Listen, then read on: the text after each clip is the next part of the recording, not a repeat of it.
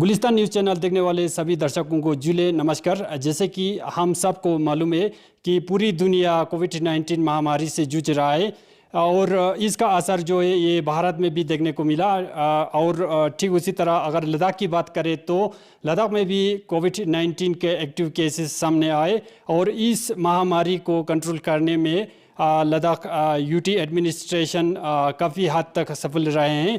के चलते लोगों का समस्याओं को लेकर आज बात करने के लिए हमारे साथ डिविजनल कमिश्नर स्वागत बिस्वा जी यहाँ पर मौजूद है। तो सबसे पहले मैं सर इस प्रोग्राम में बहुत बहुत स्वागत करना चाहूँगा सर। थैंक यू जुले सलाम। सर सबसे पहले मैं ये जानना चाहूँगा सर, कल मिनिस्ट्री ऑफ होम अफेयर की ओर से एक ऑर्डर जारी की थी, उसमें ये सब लिखा था कि movement of persons from one state to another state allow किया जाएगा।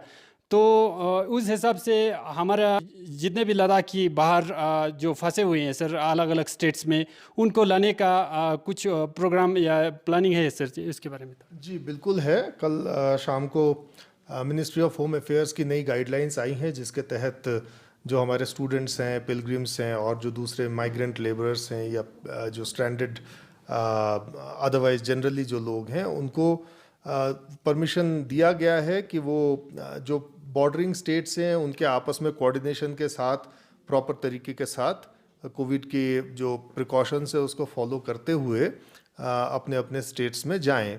तो उसके लिए हम लोग एक कोऑर्डिनेशन मैकेनिज्म कर रहे हैं, जो हमारे यूटी एडमिनिस्ट्रेशन के adviser to lieutenant governor Shri Umang Narula, उन्होंने अभी कोई दोपहर को एक कोऑर्डिनेशन मीटिंग ली है। उसके अंदर दोनों सीईसी साहिबान उस मीटिंग में मौजूद थे, ऑनरेबल एमपी साहिबान उस मीटिंग में मौजूद थे, दोनों ज़िलों के डिप्टी कमिश्नर्स, पुलिस के आईजी साहब और एडमिनिस्ट्रेशन सारा उसमें मौजूद था। तो हम लोगों ने सोच समझ के कुछ डिसाइड किया है किस किस तरीके से हमारे हर स्टेट्स में जो हमारे लोग हैं उनके साथ बातचीत करने के लिए, प्लानिंग करने के लिए, उनको बैचेस में किस गाड़ी में कैसे लाया जाए, वो सारा कोऑर्डिनेट करने के लिए एक मैकेनिज़्म वर्कआउट किया गया।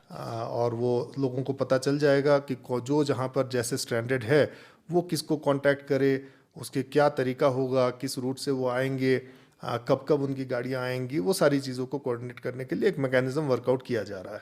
सर जो लोग बाहर फंसे हुए हैं उन लोगों के लिए यूटी एडमिनिस्ट्रेशन की तरफ से क्या क्या मतलब कर रहे हैं सर, इसके बारे में?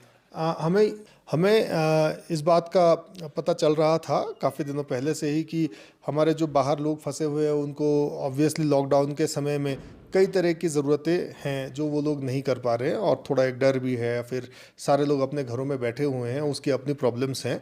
तो यूटी एडमिनिस्ट्रेशन ने बहुत प्रोएक्टिवली जो है एक एप्लीकेशन डेवलप किया, मोबाइल ऐप डेवलप किया, उसका नाम है कनेक्ट लद्दाख। तो उसको connect.ladakh.gov.in इस पे जो है अप्रोच किया जा सकता है। उसके तहत हमारे पास करीबन 8,500 लोगों ने अभी तक रजिस्टर किया हुआ है। हमारे पास एक डेडिकेटेड टीम है, जो टीम अलग अलग जगह पे बैठी हुई है, और उस टीम में कोई 10 लोग हैं जिनको अलग अलग स्टेट्स जो हैं अलॉटेड हैं। तो जैसे ही हमारे को किसी का भी कंप्लेंट आता है, किसी का भी ग्रीवेंस आता है, चाहे वो लद्दाख कनेक्ट एप्लीकेशन के थ्रू आए, चाहे हमारे जो कंट्रोल रूम्स बने हुए हैं यूटी लेवल पे उस कंट्रोल रूम में आए, उसके ग्रीवेंस को इमीडिएटली हल करने की कोशिश की जाती है। आज तक ये जो हम कह रहे हैं लद्दाख कनेक्ट के ज़रिए से और इसके अदरवाइज़ कंट्रोल रूम के ज़रिए से कुछ नहीं तो 1300 के करीबन कंप्लेंट्स आए हैं, 1300 के करीबन ग्रीवेंसेस आए हैं। और हमारे जो नोडल ऑफिसर्स हैं, जो लाइजन ऑफिसर्स हैं, जो चंडीगढ़ में बैठे हैं, दिल्ली में बैठे हैं, और जो दूसरी जगहों से सारे स्टेट्स के कलेक्टरों के साथ बातचीत करके हल करने की जो कोशिश कर रहे हैं, इन्होंने बहुत मेहनत करी है। और कोई 1200 के करीबन जो ग्रीवेंसेस हैं इनको हमने एड्रेस किया है। इसमें छोटे से बड़े लेवल तक के ग्रीवेंसेस है, किसी को फ्री एम्बुलेंस मुहैया कराना, रात के 1:30 से 2 बजे जाके किसी को हॉस्पिटल में एडमिट करना, किसी को चेक करना, यहाँ तक कि छोटे इश्यूज़ जैसे गर्मी लग रही है तो उसका पंखा फिट करने के लिए इलेक्ट्रिशियन लाना, गैस सिलेंडर मुहैया कराना, फ्री मेडिसिन मुहैया कराना, राशन कराना, डिस्ट्रिक्ट कलेक्टर के साथ बात करके हिमाचल के, कर्नाटक में, चंडीगढ़ में, अलग अलग जगहों पे। यहाँ तक कि एक केस तो ऐसा है, जो हमारे एक नोडल ऑफिसर है हैदर साहब, उन्होंने क्रीमेशन में किसी की क्रीमेशन खुद पर्सनली जाके कराई है। हाँ, डॉक्टर्स के साथ कोऑर्डिनेट करना, तो तमाम काम हमारे नोडल ऑफिसर्स करते रहे हैं और उसी से जो है हमारे चाहे स्टूडेंट्स हों या स्ट्रैंडेड जो लद्दाख के लोग हैं उनको टाइम टू टाइम मदद मिलती रही है। सर असर जी, जो लोग ईरान में फंसे हुए हैं उनका जो लोग इस वक्त ईरान में फंसे हुए हैं उनके साथ भी हमारा राब्ता है। इस वक्त हम उनसे भी बात कर रहे हैं। हम एम्बेसी, जो इंडियन एम्बेसी इन ईरान है, उनसे भी बात कर रहे हैं। 300 से कुछ ऊपर लोग जो ईरान में हैं इस वक्त, उनकी देख रेख जो चल रही है वहाँ पर, वो अभी ठीक चल रही है। हमें खबर मिलती रहती है और मिनिस्ट्री में भी उन्होंने अप्रोच किया हुआ है। जैसे जैसे मिनिस्ट्री डिसाइड करेगी उनको ईरान से लाया जाएगा।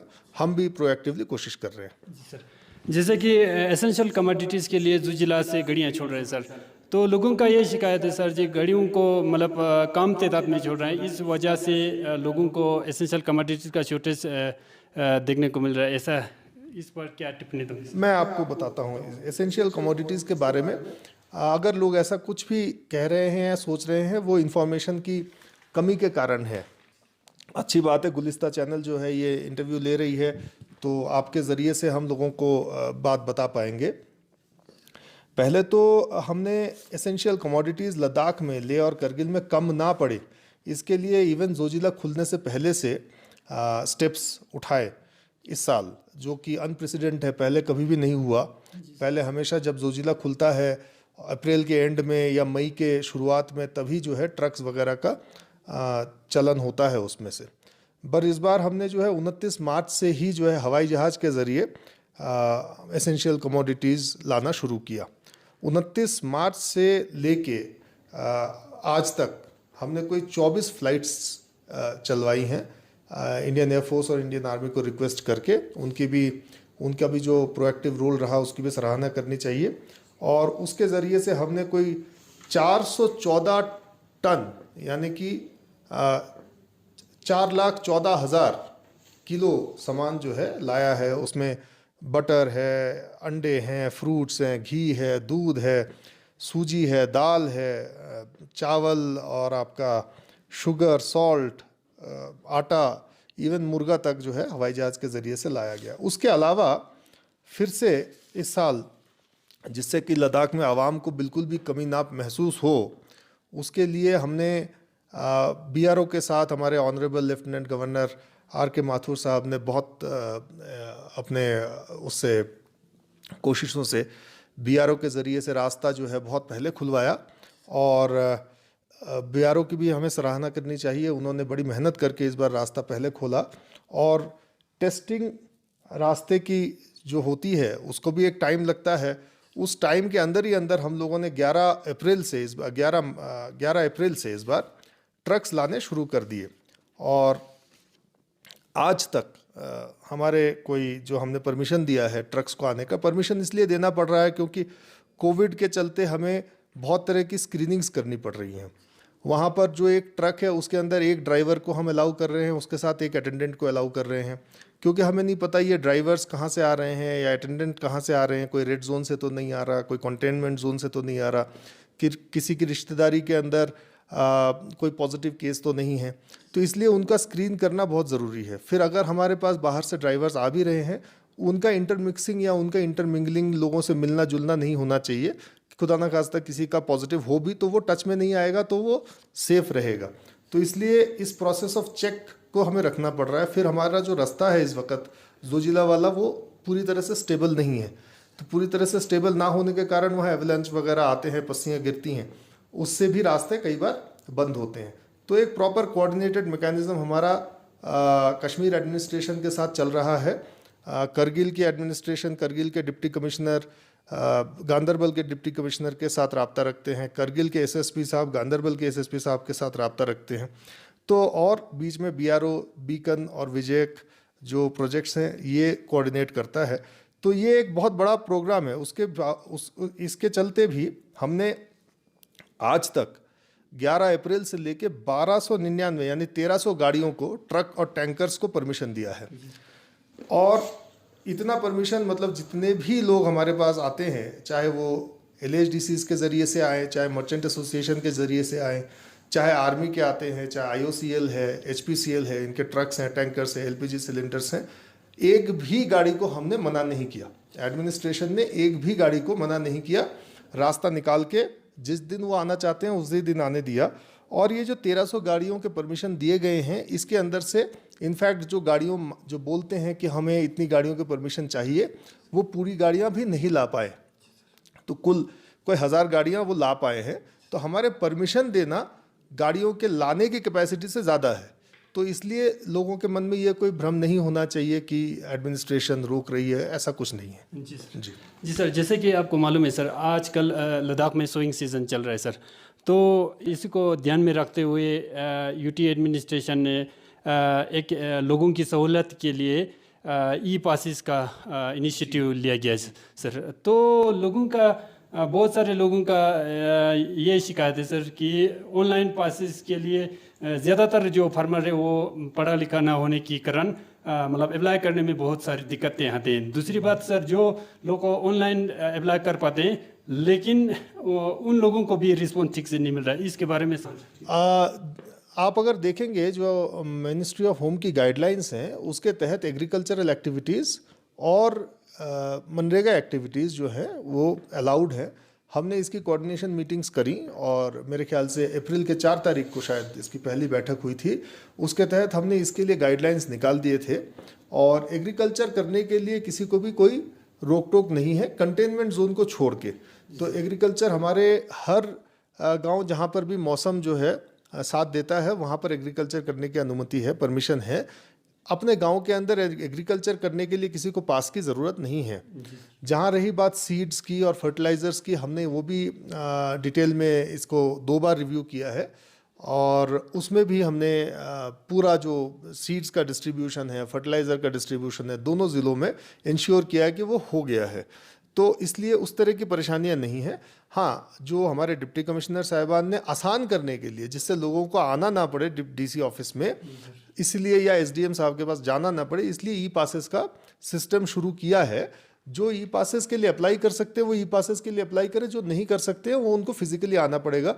और जिनको आजकल व्हाट्सएप का भी ज़माना है, बहुत जगह ऐसा हुआ है कि किसी को अगर पास की ज़रूरत है वो व्हाट्सएप ग्रुप में अपनी ज़रूरत डालता है, वो भी बात जब डिप्टी कमिश्नर तक पहुंचती है, डिस्ट्रिक्ट मजिस्ट्रेट तक पहुंचती है, वो अपने आप डिसाइड करके उनको सहूलियत देते हैं। सर, ये मैनुअली पास जब लेने जाते हैं तो डीसी ऑफिस के बाहर से अंदर नहीं जाने देते, ऐसा बोल के मतलब लोगों का कंप्लेंट। इस तरह की अगर कोई कंप्लेंट है तो हम दोनों डिप्टी कमिश्नर्स को बताएंगे कि इस तरह की कंप्लेंट्स ना आए, लोगों को सहूलियत। ठीक उसी तरह सर जी, अगर हम एजुकेशन की सेक्टर की बात करें तो पिछले 5 महीने से स्कूलें लद्दाख में बंद है सर। एक तो लॉकडाउन की वजह से, दूसरा विंटर वैकेशन की वजह से, पाँचवा महीना शायद चल रहा है सर।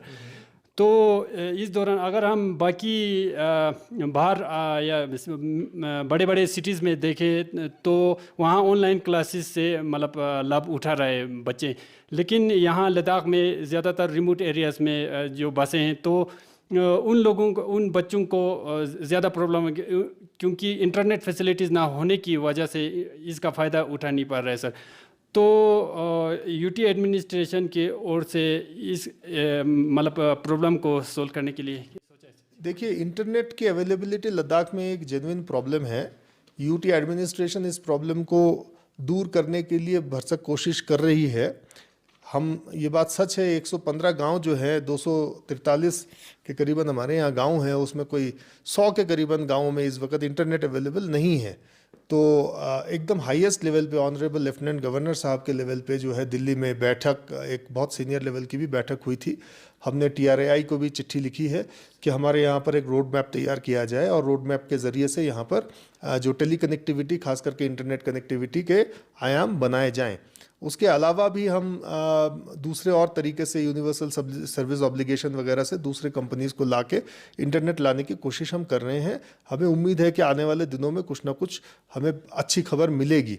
उसके चलते हुए भी भले ही इंटरनेट उतना अवेलेबल नहीं है दूर दराज के गाँवों में, बट फिर भी हमारे टीचर्स, हमारे जो डायरेक्टरेट ऑफ स्कूल एजुकेशन है, दोनों CEOs जो हैं, दोनों LHDCs के जो एजुकेशन ऑफिसर्स हैं, वो मैंने खुद भी देखा है, बहुत ऑनलाइन क्लासेस तैयार कर रहे हैं और उन ऑनलाइन क्लासेस को जो है ऑनलाइन मीडियम से ऑफ़र भी कर रहे हैं।